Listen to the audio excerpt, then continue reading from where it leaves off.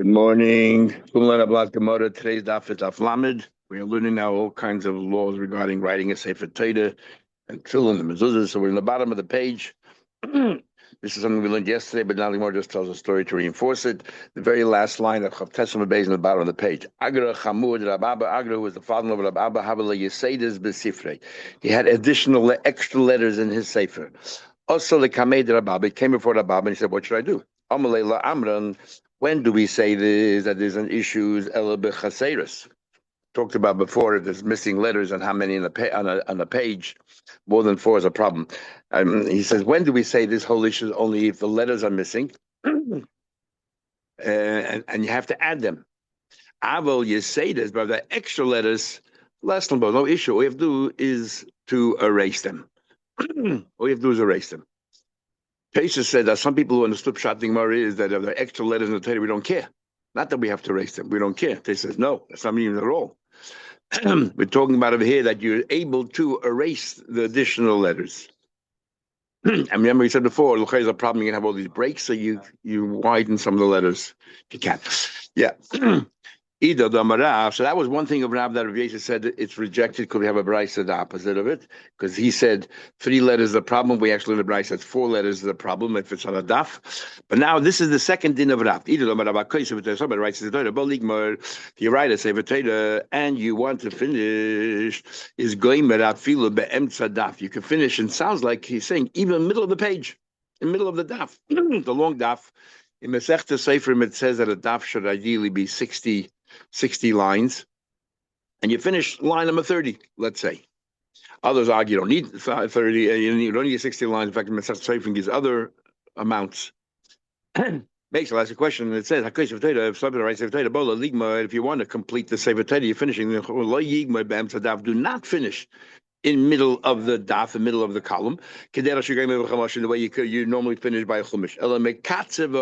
What you do is, let's say you don't have enough words to populate the entire column. What you do is, look at the picture on the right side of Rashi. You use the first line, you make it very wide, and then you're make the lines narrower, so that you manage to finish all the words, the popular words, at the very bottom of the column of the Sefer Torah. Answer that. So it's a kasha Rav. What answers? And Rav says that no, you can finish in the middle of the column, the end of the Torah. He wasn't talking about the entire Sefer Torah. He was talking about chumashim. People used to learn individual chumashim, but written like a Sefer Torah.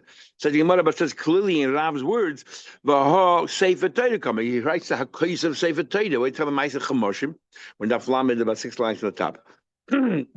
And we're learning the second din of Rav. That Rav said that we're asking a question. Rabbi Yosef said is a brisa that contradicts him. He said the last, if you want to finish in the middle of a column, if you want to finish a Torah, you can. When the brisa clearly said you cannot finish in the middle of a column, you have to go to the bottom. You got to work it out. Play around with the words, but work it out. They should end in the middle of the column. They should end in the bottom of the column. So we're saying Rav is talking about chumashim. So that's how we reconcile it. But he said Sefer Torah. But the chumashim shel Sefer Torah. He means the chumashim of a Sefer Torah. No, there's 5 chumashim. So the 4 chumashim in Sefer Torah you can finish. Anyways, it's the brisa. The brisa is talking about finishing the entire Torah. Finishing the entire Torah, you should finish it on the end of the column because there's no continuation anymore. That's it. It said Meferish that Rav said, Rav Gidl said name of Rav, he said that Le'ene Koyisro, which is the very end of the pasuk, is be'emtza daf. Sounds like he's talking about not the chumashim, he's talking about the very end of the very Torah. It could be in the middle of a column. He be'emtza shit even though he said be'emtza daf doesn't mean middle of the column, it means in the middle of the line. You don't have to finish you got to go to the bottom of the column, but you don't have to finish the very end, you can finish in the middle. Itmar, in fact, we'll see the machlekes. Rabban understood af be'emtza shita. Right now, we're trying to reconcile. So we're saying is, we're learning by Rashi learns. Other Rishonim learn differently. Rashi learns differently. But Rashi learns what that we're saying. There's no machlekes between Rav and the Brisa. No argument. Itmar, we learned Rabban say, and there's machlekes that we're explaining Rav. What we're talking about. Rabban say af be'emtza shita. Rabban say no. It doesn't mean that you have to go to the bottom. That the Rav would argue with the Brisa. That Rav would hold you can finish in the middle of the column, but also in the middle of the line.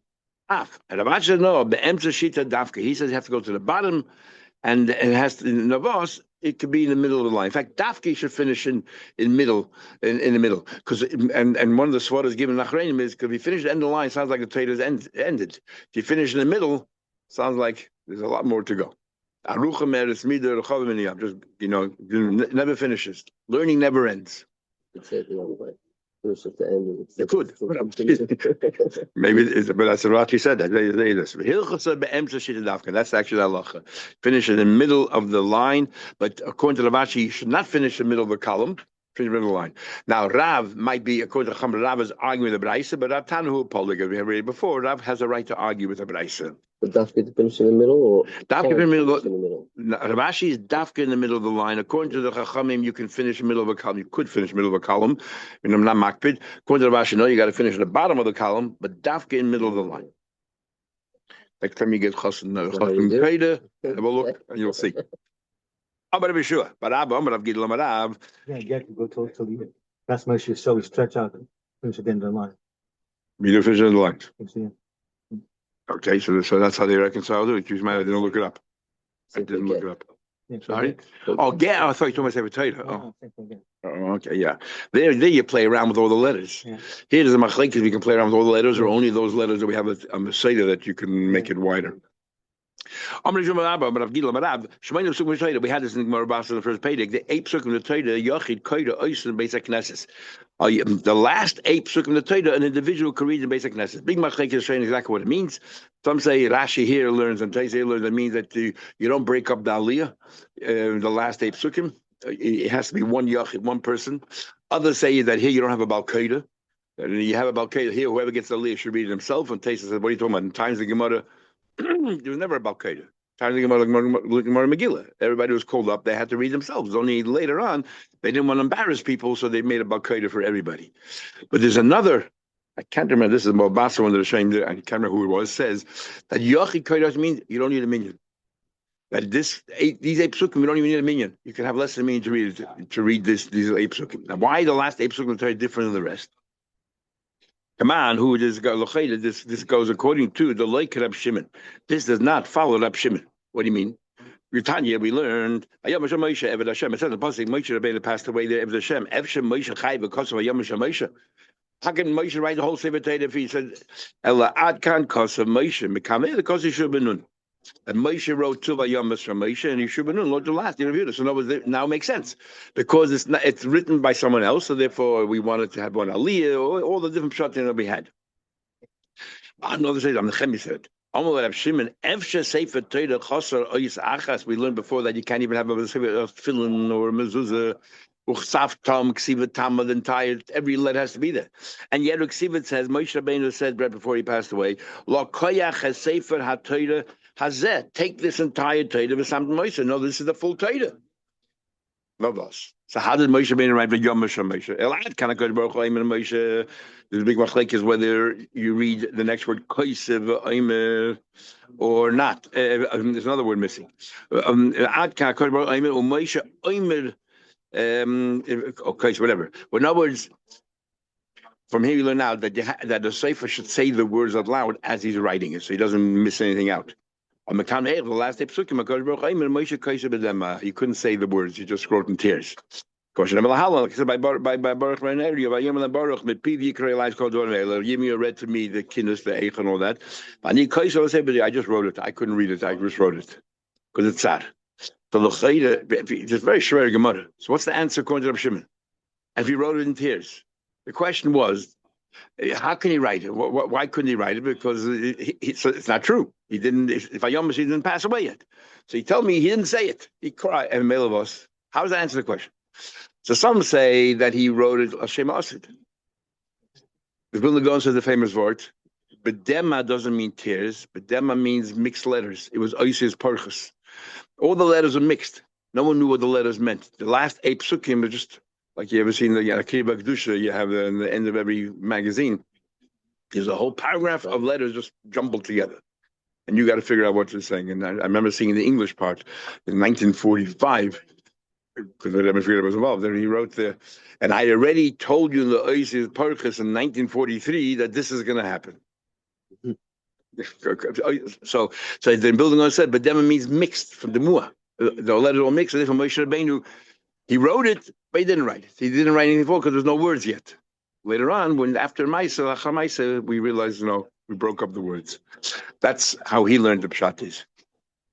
The Vilna, the Chassam Sofer learned pshat that it's called Hashboas HaKulmas. The pen wrote by itself. He wrote it. He sat there in tears, but so the pen wrote by itself. He wasn't writing because the taste is here, and the Mordechai here, a beautiful Mordechai. If you have a chance to learn it, everyone talks about why he says Tzidkoscha, he says Three Psukim because Moshe, Yosef, and David passed away Shabbos afternoon. So he say the Three Psukim of Tziduk Hadin.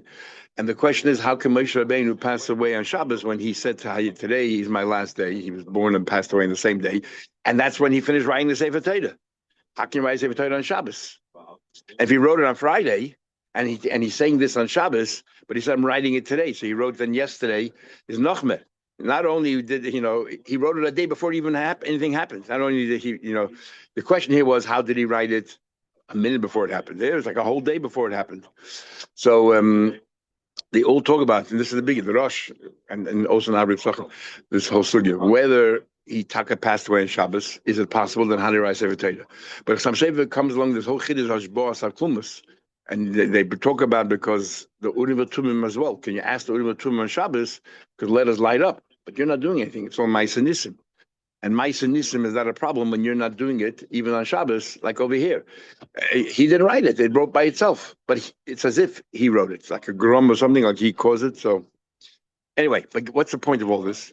So L'chaida, according to him, makes sense why Yochid Kodesh. According to Rabbi Yehuda, makes sense. And L'chaida makes sense because Yeshua wrote it. But according to Rav Shimon, Moshe wrote it, and what's the difference? And why should the last day of Sukkot be any different than the rest? The fact is, it was done in a different way. He wrote it in tears instead of saying it and all that, so therefore the dinim are different as well. This is the Rebbe Koch so much. And if somebody buys a Sefer Torah in the marketplace, is as if you did a mitzvah in the market. According to Rashi, you yaitz mitzvah Sefer Torah by buying it. Now, so if you write it, it's a bigger mitzvah. Interesting, Rashi says the bigger mitzvah and a smaller mitzvah. Look at Rashi. Mitzvah of a little mitzvah. Aval cost if he wrote it, have a mitzvah. You say that tvei. It sounds like a derech mitzvah boy Yosef b'shluchay.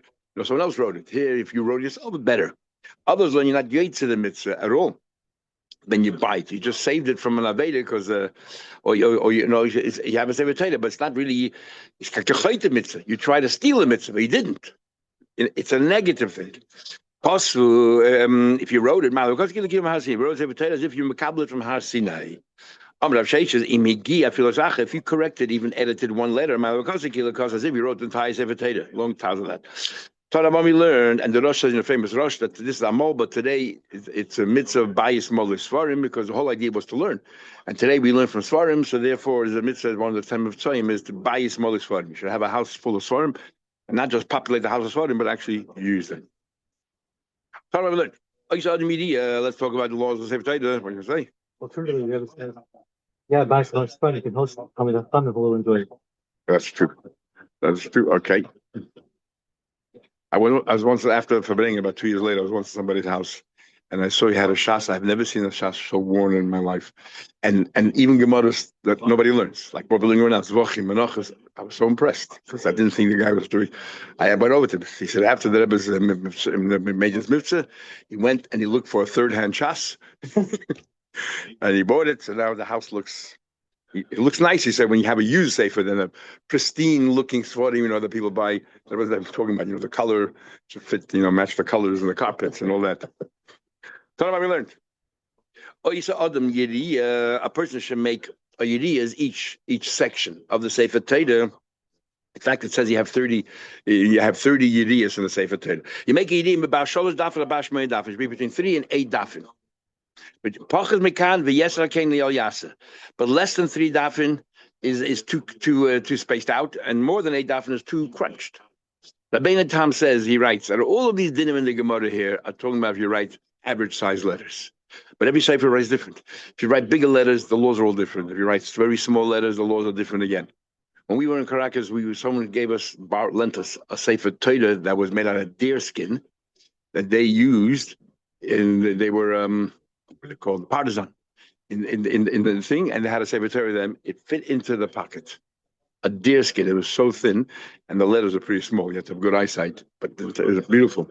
So it's Rabbein Tam says all these rules are stamp, but not if it's different. Zeg maar right. You should don't do less than more. You shouldn't have too many. Try to squeeze in as many columns you want. No, but even if it's 8, 7, 6. But if it's a small urea and you try to squeeze in 6 or 7, it looks more like a letter. It's too hard. It's not a covenant. It doesn't look like a sefer. On the other hand, also, if you have a big yiddi and only make 3 dafin, which we just said you're allowed to, but it's all relative. Because what happens if it's very wide, like some Megillas you have, some of the prakim, because they suffer from all learning when that's when they learn, right? Megillah. You can just continue and it goes on and on. You don't even realize you have to go back to the next line. You can just continue go back to the next one because it's a long line. Your eyes begin to wander. And then when you go back, sometimes you don't find the next line because it's you're so far away, you skip a line. For example, how wide should a column be? These are like the longest words in the Torah, 10-letter words. Famous story, the Bach. They were learning the Rambam. It says if you have a 9-letter word, if you have an 11-letter word, you shouldn't have one part of the word in one line, part of the word in another line, just more than 2 letters. So the Bach said, "Give me a word that's 11 letters." Mishpach Yisrael is only 10 letters, and that's why it's 30 letters. And the Shayim will say it's a daf should be the size of a tefach, a fist. Which Rabbein Tam makes a comment. Then no such rule. It all depends, and the size of the letters. Anyway, so his daughter, nobody knew. So his daughter was walking through, a 12-year-old, whatever how old she was, and the Bach asked the daughter, "Where in Tanakh is there a word that's 11 letters?" And she said, "In the Megillah, it says v'ha'achash darpene." So he kissed her on the forehead and he said, "Oh, the Rishain V'Lavana." The Taz was one of his Talmidim, but was Levi Segel. He says, "Rebbe, Tzitz Mekadosh Lein Lavana." And that's how he proposed, and they got engaged, and eventually he became the son-in-law of the Bach. Gimel Pamim, 3 times. What happens if you have not yidei? It's 9 dafim. We just said the maximum should be 8. What do you do? Don't cut it in not a normal way, because remember everything has to be bakavedik, and also if the things are too close to each other, no good. The stitches. So to split it evenly as much as you can.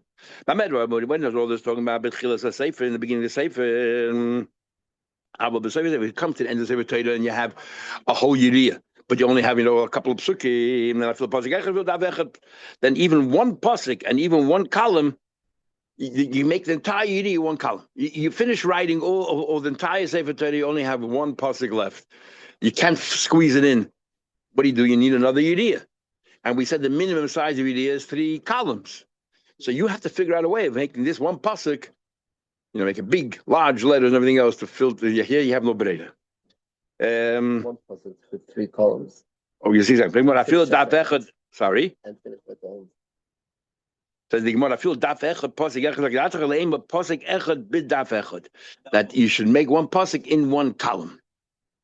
In other words, you make the words very large, tall as well. As it says, as Hashem says, even if the meaning is to have 30 lines, you try to make it as tall as possible.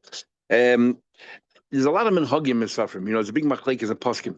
There's a meaning. Most people tell you next time you get a lead, you probably didn't even notice the first letter in every column is a vav, because it says vav ve'yo amudim. Look, and there's only 6 places where it's not a vav. Because shmoy. There's a pasuk beis, another pasuk with a yud, another pasuk k, and then another pasuk shin. Remember, vav is va'ida by Yehuda. So there's a big machlekes. So the Agos Maimonides says, I think from Agos Maimonides, that if you have such a sefer Torah, it's possible to read from. Because he says if you force yourself to have a letter in the column, you have to play around. And you're playing around, that's not the way you're supposed to do it. The playing around is only, you're massaging is only when you have no breda. But here, every column in the Sefer Torah. And fakert, there's a shach talks about here there. So you look in the Sefer Torah, next time you get Aliyah, you'll notice. The first letters of almost everyone does it that way. You have to have a margin. To the bottom should be a tefach, and the reason is because you're holding up. People hold on to the parchment, and you don't want the letters to get erased. A top you don't really hold on, so 3 fingers. Okay, we gotta go quickly. We're going to fall behind.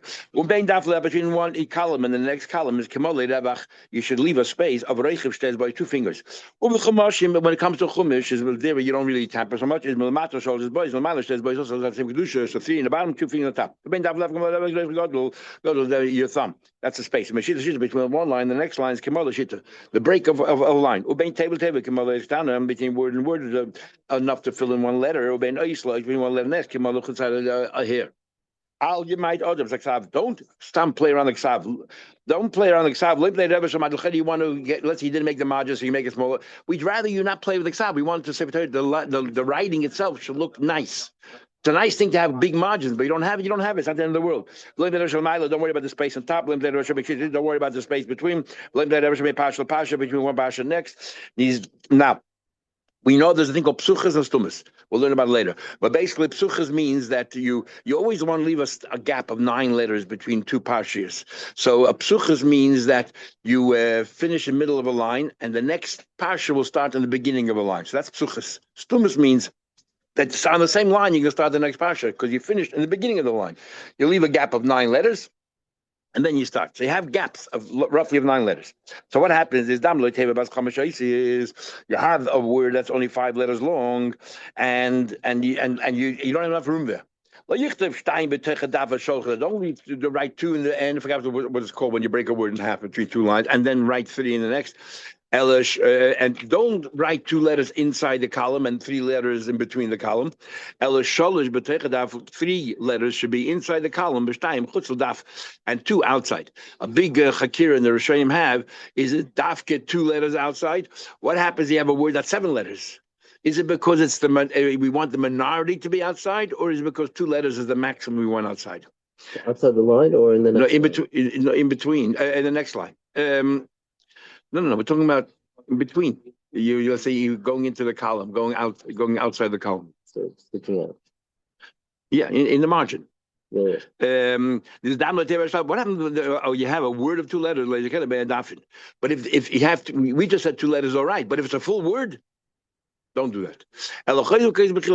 Begin writing it in the next line, and if it turns out now it's stumas. No, but as a result of that, you cannot start the next parsha that line because you just put in a 2-letter word. It doesn't matter. You leave a gap of 9, and it'll become a stumas, and you'll start the same line the next parsha. What happened? You made a mistake b'shem. You made a mistake in Hashem's name. You missed out a U, a K, whatever. You missed out. What do you do? Is goy reid or goy reid means the same thing. You scrape off as Masha Kosev, scrape off Hashem's name. The toilet is Masha Gorer. And but there's a word there, right? There's a word there. We're talking about right now. You forgot to, let's say, put Hashem's name altogether. You forgot to put Hashem's name. So what you do is you erase the word that's there. The Kosev Hashem al Mokum HaGoyred. What you did is the word that was there originally, put it above the line, and then put Hashem's name on the line. Because Hashem's name should be, Bekavedik. Even Rabbi Yehuda. Rabbi Yossi says, Af Toilin Es Hashem. Rabbi Yossi says, no. Rabbi Yossi says, you can also have Hashem's name between the lines. Rabbi Yitzchak says, Af Moichik V'Kaiser. Rabbi Yitzchak says, scraping means it's dry and you scrape it off, which is perfect. Rabbi Yossi says, no, you don't have to wait. As soon as you realize, you got to write it. So even though the ink is still wet, put the damp cloth on it and take off the ink, and you write Hashem's name there, and you suspend the other name. Rabbi Shimon Shazuri says, "Call Hashem kulit toilin miktzase enter." If you want to put Hashem's name above, let's say you realize you missed one letter, Yud K Vav K, you can't put the Vav on top. That looks not dignified. But if you take the entire name of Hashem, you could. So from here, it sounds like from here they learn out. But any other word in the Torah, you could have one letter above the word. You missed out a lamed in the word, you can put the lam above the line. It's only Hashem's name that we want the entire word above the line, not only bits and pieces. Rav Shimon Lazarim, Shimon Meir, ain't crazy Hashem. Rav Shimon Lazarim, Rav Meir, he says none of this is correct. None of this is edifying. He says, ain't crazy Hashem Lazarim Magoda. You don't write Hashem's name where you erased off. That's nice. But now that we also, where you damp the cloth and you remove the wet ink.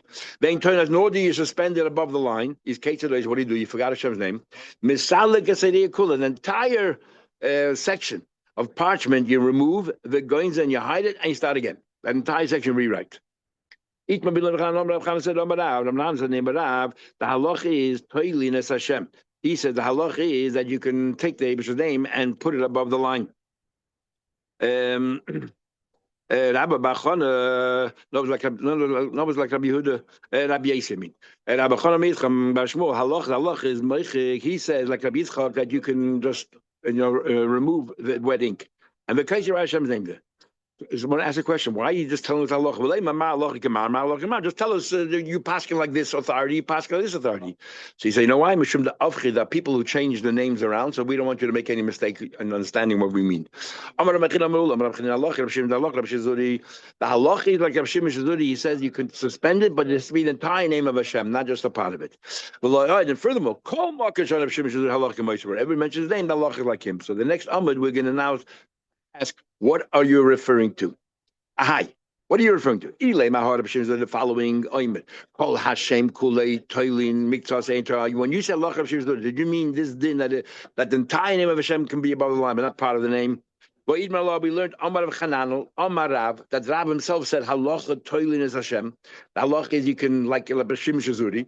And the Rabba Babachona Amar Yitzchak Bashim halacha, the halacha is moichik v'kaisiv. So we have a machlekes between Rav and Rabbi Yitzchak Bashmul, if the halacha is that you can suspend the entire name, or you put above the line, or rather you remove the word that was there and you put it on the line, and the word that was there you raise above the line. The imisa, and all you're doing is you're not saying something new, you're just agreeing with one of these two. So if anything, namilema, just say, and also that he said that Allah Rab Shimon Shaduri, that you can suspend the entire name of Hashem above the line. Why come up to the new din? We know there's a din called Bemku. We learned all about it in Chulin. That a Bemku is you shechted the mother and you found in the womb another behemoth. So you don't have to shecht and eat it straight away. What about the other behemoths walking around? He goes out and walks around. So there's a machlekes. Some say that you have to then shecht it because it looks like it's a living thing and people don't understand. Rav Shimon said, "I feel the ben chamesh. Even if the ben pekua is 5 years old, the chayid is besada, had an independent life, it's plowing. Chitas ima metaros. So you don't have to shecht again because the shchit is good enough. If that's what you're trying to say, we learned that you're not the only one who said that. Zeidi Amar of Chanina, that Zeidi said in the name of Chanina. Allah Rav Shimon Shizuri. The misa who nami lema, and if this is correct, then let the Ravim Barchina say in the name of Allah the same thing. So why it says there it says Zeidi. So you should say, and so too the Rambam Chama say. You're making it sound like you're saying something new when we already heard it from somebody else. But the following case, you should say, when a person wants to write a get, he has to give very clear instructions. Write a get to my wife. What about a Yotze B'Kol? The guy's being taken to the gallows. So he obviously has other things in his mind. Well, you write keys for you. All he said was write a get to my wife. He didn't say give it. Here we'll say that he meant give it. He's not playing around. He wants to avoid, she should avoid having to marry his brother. They can write and give, and they can be considered as agents. But then they added on. A guy's going on an overseas trip. In those days, it was quite dangerous. Who knows will ever come back? And Rav Shimon Shizuri goes a step further. Somebody's very sick, and he says, "Write a get." It doesn't mean just write. It means write and give. Is that what you mean? Or inami, the following din. We learned the din is that if you buy meiser from fruits or grains that need meiser from an amaretz, we're not sure that they gave meiser. Majority would have given meiser, but not everybody gave meiser. So it could be they didn't give meiser. So when machmet's called demai, what's the situation you have to give? What about it's Mama Shabbos and you forgot to do it before Shabbos? You have the right to go to the person and say, it's amaretz. Did you give meiser? And we trust our mothers and they can make lenient. So we go further. What about trumas mice? If you buy the mai from an amoritz, you have mice. You have to give mice, but you also have to give the dinners on mice. You have to give truma from the mice. You have to give truma from the mice as well. What happens if you gave truma from the mice, then it got mixed up with all your other crop, that truma, and the dinners you need 200 times as much. You don't have 100 times as much. You don't have it. So are we going to throw everything out? We're going to be lenient because it'll cause you a large head. So say, you know what? Ask the guy. The guy tells you he gave his mice, so then this whole exercise was a waste. What you did was not mice, but it is not truma, no problem. That's what Abshim said. Is that what you're trying to say? Trumas Ma'aser shall demai shechazol mekayma. Then it got mixed up with everything else. Even the weekday shoyli, you can ask him. But let people trust him. But if that's what you're trying to say, but eat ra'lah, we already learned. Amar Rabbi Yechon said, halach Abshim Shizuri b'mesukin and b'durmai. Both these cases. The imisu, if it's true, that's what you're talking about. I'm just saying, I also agree with that. The following case, keep it on pull the Egyptian bean, shazare. Now we know when it comes to vegetables, how do you decide the time of harvest? When it comes to grains and all that, it's when it takes root. We have to see when it took root. Which year did it take root before Rosh Hashanah? So what happens? Pulamitzi, when it comes to legumes, it's like grains as well. We go after when it took root. Pulamitzi, shazor lezeda, miktsase hishes from the Shana. Part of it took root before the Shana, so it's the mice is for the year prior to Shana. Umiktsase acher Shana. And the din is ain't time is you cannot get truma from one year to the next if you ain't time master the chazal yoshim yoshim chazal. You can't mix the years together. It's Casey asks, what you do? Soiber garner letoichi. What you do is you mix them all together. All of them together that you can't recognize what's what, and when nimtza toidim a massive and a chodesh that you gave meiser, we'll assume that you gave equal amounts. And that's Allah of Shizuri.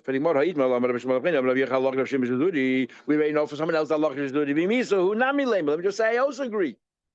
Oh, Papa said Ashida, the case of the carriage, the case of the wine. We'll just do the carriage. And Papa says, what's the shida? What's the case of the carriage? Not only shida. Bishamai says, if you have a keli, if it's too large, in other words, too heavy, too big, it's no longer really considered a vessel that can become tummy because it's part of the fixture. You can't move it. What's the size? Now we learned. Bishamai says that the din is if it's 40 saw, if you can put in 40 saw of liquids or 2 kurim of solid of dry stuff. It's a keli that is fixed. It's not going to move. It's not stationary. It's not going to be kabel tumah. Says, how do you measure the volume? Beishamai says, nimdedes mibifnim. You look internally. Even though the walls themselves, we don't count. We look internally. How much physical liquid can it contain? If it contains 40 saw, it's considered a stationary item, no longer accepting tumah. Ubeisila says, mibachut. You include the walls. Imagine if the walls were not there and you could fill it as well. Or and everyone agrees. They both agree. They say, everyone agrees at the bottom, the legs themselves that's underneath the keli, and the ring around it are not measured. Everyone agrees that's not part of the keli. Rabbi Yossi says no. They all agree that the legs form part of the keli, and you do count the little bit of the legs as part of the keli, and therefore you count them in the volume. But the airspace between the legs underneath, that's definitely not part of the keli. It's not counted at all. If there's airspace more than a tefach, ain't b'nei nimded. But if not, you count as well. And that's the halacha of Shimon Shizuri. I'll continue tomorrow, Mr.